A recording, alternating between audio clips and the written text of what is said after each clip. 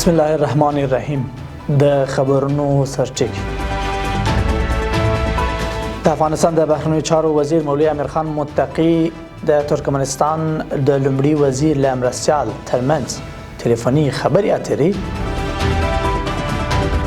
د بهرنیو چارو وزارت لخوا د قطر په بهرني سیاست کې د منځګړیتوب ډیپلوماسي تر سرلیک لاندې د یوې علمي ناستې ترسره کېدل.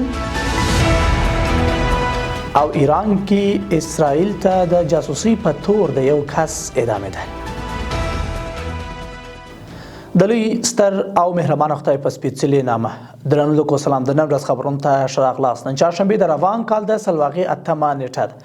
زه زیم دا بشپړ خبرونه دي. د افغانستان د بهرنیو چارو وزیر مولوي امیرخان متقي د ترکمنستان د لومړي وزیر له مرستیال او د بهرنیو چارو له وزیر رشید مردوف سره په ویډیوي خبرو کې په دوه اړخیز موضوعاتو خبرې کړې. د بهرنیو چارو وزارت وایي چې په دې آنلاین ناسته کې د افغانستان او ترکمنستان ترمنځ د پروژو په اړه خبرې شوې دي.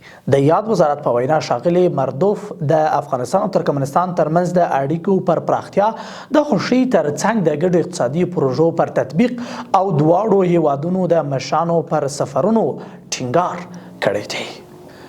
د بهرنیو چارو وزارت د استراتیژیکو مطالعاتو مرکز له لوري د قطر په بهرني سیاست کې د منځګړیتوب ډیپلوماسي تر سرلیک لاندې علمي ناسته ترسره شوه. د بهرنیو چارو وزارت د عامه اړیکو رئیس حافظ احمد تکل وایي چې په دې غونډه کې د قطر دولت سفیر ډاکټر مردوف القاشوتي پر یاد موضوع تفصیلي او اړخیز بحث وکړ. د ښاغلي تکل په وینا د غونډه کې د بهرنیو چارو وزارت د بیلابیلو بلخو د مسؤلینو ترڅنګ د نړیوال اړیکو د برخې غنو څېړونکو او د بیلابیلو پوهنتونونو د نړیوالو اړیکو د څانګو استادانو او محصلینو هم ګډون کړی و.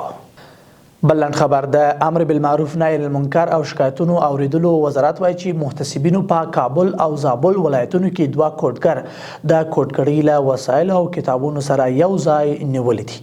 یاد کسان تر نیول کېدو وروسته عدلي او قضایي ادارو ته ورپېژندل شوي دي. او د نن وروستی لنډ خبر. د ایران قضایي قوې ویلي چې د حمید رضا ثابت اسماعیل پور په نوم یو تن یې د اسرائیل رژیم استخباراتي سازمان یا موساد سره د اطلاعاتي همکاري او جاسوسي په جرم اعدام کړی دی. د میزان خبري اژانس د راپور له مخې یاد کس طبقه بندي شوی اسناد، مدارک او اطلاعات د اسرائیل رژیم یو افسر ته استولي وو. قدرمن لیدونکو له ملتیا مو مننه. دا و د نن لنډ خبرونو تر بیا ښه وخت او ښې چارې.